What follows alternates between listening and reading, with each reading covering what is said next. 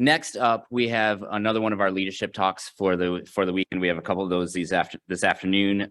This one is going to be given by Dr. Nailah Coleman, who is a sports medicine director out at Children's National. She's on the board of directors for AMSSM and is the chair of the membership committee. And she's here to give us kind of lessons learned from her own experiences and thoughts on leadership based on her multiple roles in leadership over the years. So thank you, Dr. Coleman. Okay, let's see. Well, good afternoon, everybody.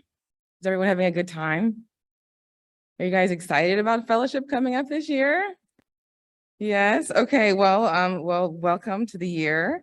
And let's see, I don't know, my talk isn't up.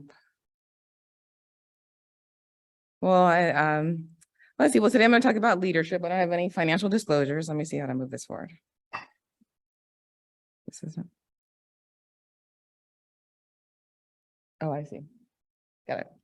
Okay, well, let's see. So when we think about leaders, right, we tend to think about someone who's like, I always picture that image of George Washington on the Delaware, and he's pointing this way.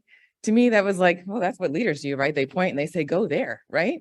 But that's one part of the definition of leadership, but there's another part, and I like to expand to that part as well. Leaders are people who help others reach their goal or destination. That's a leader. And if you think about it that way, we're all leaders, right? We can all help people reach their goal or destination.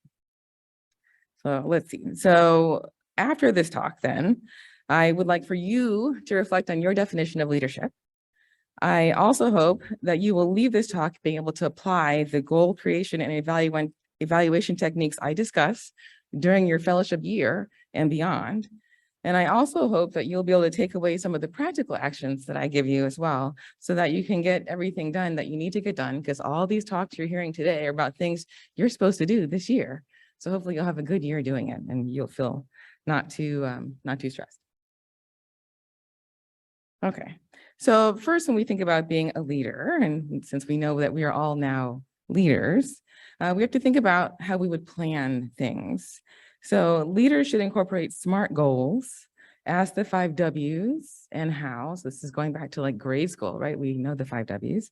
And then always remember to be kind. We have to always remember that, especially now. Who knows what the SMART goals are before we move on? Who's heard of a SMART goal? Besides Dr. Edison in the front there. Anyone? Okay, good. Okay, what are they? Can you yell it out, anybody? Specific, measurable, achievable, relevant, and time-bound. Very good. Excellent. There we go. So yes, they are. So specific, measurable, attainable, or actionable, people can say as well, relevant, and time-bound. So when thinking about our SMART goals, we should clarify the goal and reassess our progress frequently. And sometimes we don't do that. We have a goal, we keep heading that way, and maybe it's wrong, right? Or maybe circumstances change and we need to change it. We need to define the destination and the direction, because there's sometimes multiple ways you can get to the same place. We also need to think about your trip details and your methods, so how you'll get there. We should also not just create an end date, which we tend to do, right? So I'm going to do it on, by this time, but a timeline of little points along the way that we're going to get there. And sometimes we forget to do that, and then we just have this one big giant goal, and then we don't accomplish it. Along the way, we should be setting expected achievements and metrics. And if you're working with others, you need to get their buy-in as well, right? You can't just say, we're doing this thing, and then start going and everybody disagrees with you. So you need everything together. So ambiguity is not your friend. So an example of a SMART goal for fun, or a not so smart goal, I should say, is let's go to the movies. Who's ever said that, right? So when I was younger, we had to go to the movies, you actually had to look at the newspaper for the movies for the weekend coming. So you would decide that you wanted to go to the movies, then you'd have to ask your friend, well, what movie theater are you going to? All these things. So you couldn't just say, let's go to the movies, and somehow we get there on Saturday. You had all these other things to plan. So you have to think about, just if you're thinking about trying to think of SMART goals, think about going to the movies. So let's see. So who has as their goal this year, present at a conference? Anyone? Raise your hand. Not many. What are the rest of you guys going to do? That was a goal that I had for my fellowship year, but obviously present at a conference is not very helpful because there's lots of conferences out there. There's lots of types of presentations you can give. So you want to kind of make it smart. So instead you might say, I would like to present a case report at AMSSM's annual meeting. So that's a little bit easier. You know when that meeting is coming, you know what a case report is, or hopefully you will. And you probably have an idea of how to create one. So then if you want to add a timeline to make it easier to not just get to that goal in April, but to think about what you're doing, you might say, well, I will evaluate my cases each week with my attending so that I can find a case that I'm going to write about by the end of September. And actually, this timeline would work for you guys. Then I will draft the initial case report and review it with my attending by mid-October. And I will finalize my case report by November when it's due. So that's a nice way of getting everything done and kind of planning it out. So you don't want to just have that one date that it's due. You want to kind of think about those small metrics along the way. So we all know the 5 whys, right? Who, what, where, when, why, and how. Who, however, could be a variety of people. So what are examples of who? Who's who? Anyone? I mean, it's written there. Anyone? So you could be the who, right? We don't think about leading ourselves, but anytime you're trying to do anything, it's you first, right? You have to lead yourself first. Then it can be your peers, it can be junior associates or a team, and you can actually lead your attendings too. And they're learning as well from you. So that we can lead almost anybody. When you're thinking about the 5 W's besides who, you have to ask, where are you going? Why are you going there? Why is it you? Right? These are all important questions to ask. Why now? And why not some other time? Sometimes strategic delay is important. What is it that you need to do? And how can you get everything accomplished and on time? What is your time frame?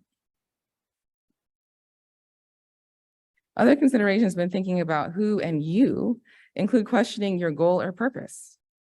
For example, if you're working on research during your fellowship year, you might ask yourself, are you desiring a fellowship year project just to kind of check the box? Or are you interested in starting a lifetime interest project? A way to think about that is what issue or concern keeps coming to your mind? So what's that thing that maybe got you into sports medicine in the first place? Maybe that's your target. Other considerations for you and leading yourself are, what is your work style?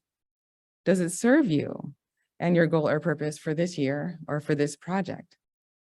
So you might be one person who's like, well, I see the forest, not the trees. That's fine. Or you could be one who jumps in, or you could be the one who plans first. Any of those are valid, but it has to serve the purpose that you have at that moment for that project. So you have to think about those things.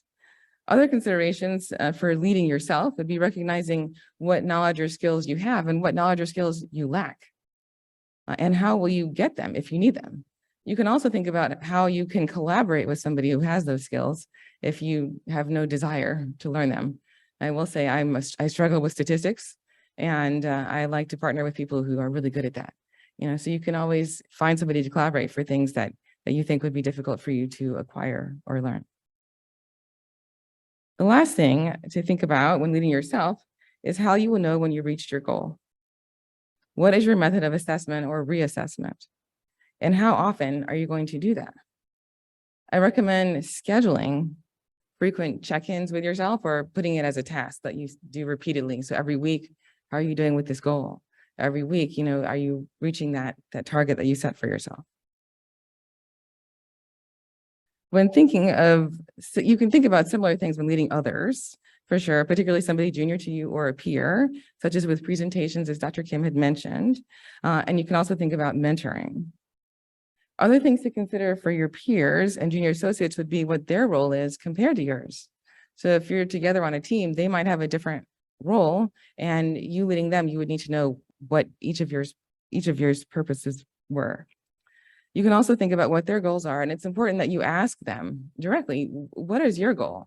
What do you want to get out of this? And you need to listen and adjust, because you don't want to just be doing this thing for you. You need to help your colleague or your peer or your junior associate as well. And then think about how you can help them achieve their goals and maybe surpass them, because we all have the potential to lead people and help them up. You also might consider their limits or barriers and how you can remove or mitigate them. So you actually might have a skill that they need, and you can provide that as well. Once again, you want to make sure you're checking in with them frequently. Scheduling can be helpful there as well. Leading teams is similar. Am I in a good slide? Okay. You have to know the goal. You have to know how you'll get there. When working in a community, and I think Dr. Kitticut will discuss community engagement, you must assess their goals and listen and ask them how you can serve them, right? Because that's why you're engaging the community. And you must make sure you're setting their needs over your own because you're there to serve them. You also must consider the limits in the community or the barriers that they might face and help to remove them or mitigate them. And obviously you want to make sure that you are reaching the goals or their targets that they have set too. So I do want you guys to get some practical stuff from the conference so that you can leave here and hopefully get things done. So the first thing is to think about your email. And I don't know, how many people have just one email address? 2? 3? Oh my goodness. 4? Okay, a lot to keep up with, right? So it would be great just to have one. Obviously, we're beyond that. So you want to make sure, if you can, put everything in one portal. That would be good. Otherwise, you're going to have to kind of schedule a way of checking again and again your emails. I do recommend reading this book called Getting Things Done by David Allen. He has many other discussions about achieving goals, but his email recommendations really stuck with me and I use them every day. It helps me get to an inbox of 0 every day. But he has a way of looking at triaging the emails that you receive, storing your emails a certain way so that you can recall and review them easily. So I would definitely recommend, and I'm happy to talk later if anyone has specific questions about email. You also want to think about automated responses, especially if you're going to be busy during a certain time or you're going to be out of the country and you won't be available to email. It saves a lot because if people keep emailing you again and again about the same thing, all you do is clog your inbox with the same question. So if you have that one email that goes out and says, I will not be back until this day, that is very, very helpful for everybody. In your automated response, you want to say how long you'll be gone, when you're coming back, and if they can expect anything from you. During that time, if you have any patient care responsibilities, you want to include that as well. So if someone is supposed to be calling, if a family calls you or somebody calls you, you can say, well, you need to call the clinic, here's the number, or you need to email this person, here's their email address. You want to make sure all of that is in there, and that will save you time when you come back, as well as save any of your patients or colleagues time if they need to get in touch with you or somebody else.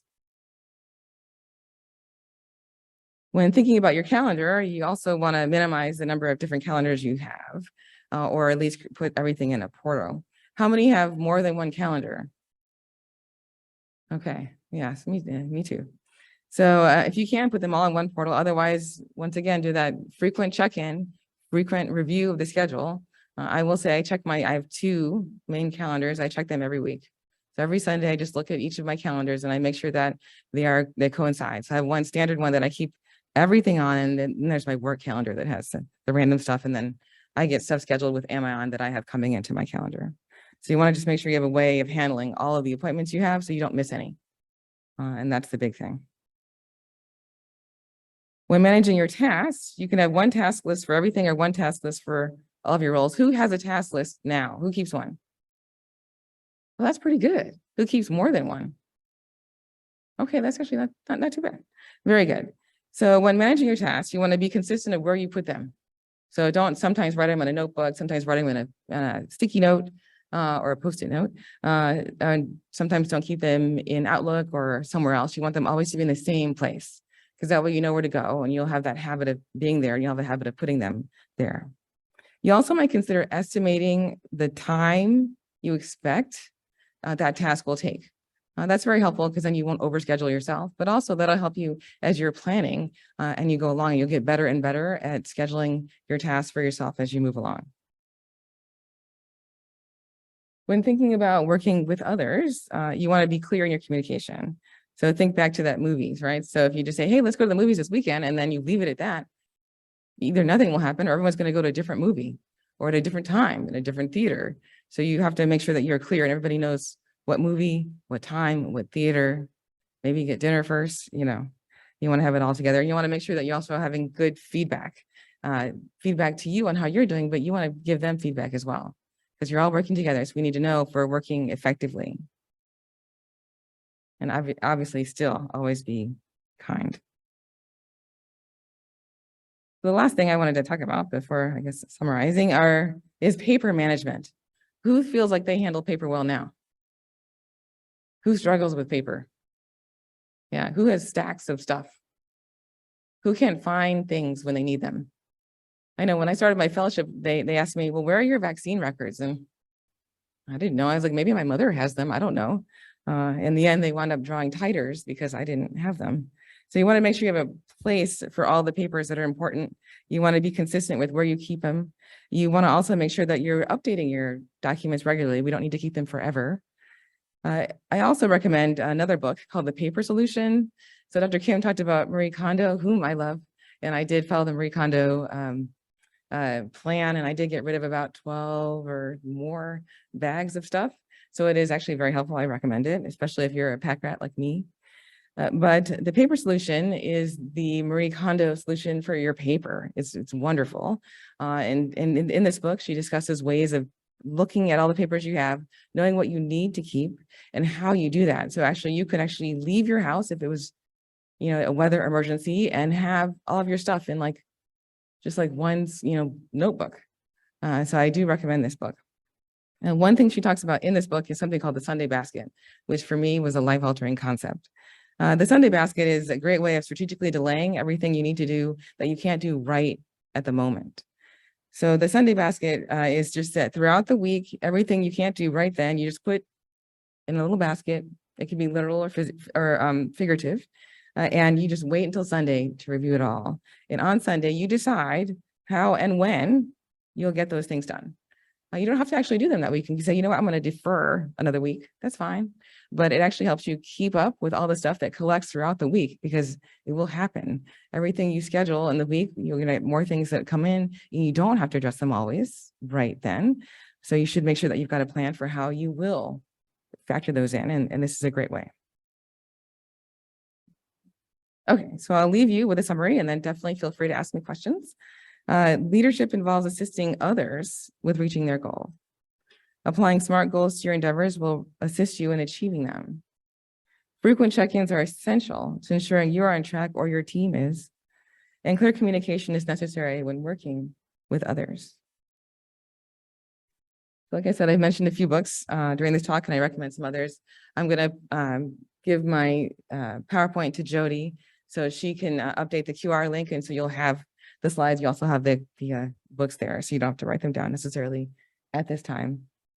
And I think that's it. And I almost would have used one of those little figures for the questions, and I'm so thankful that I couldn't find it. So this is all I have. Any questions?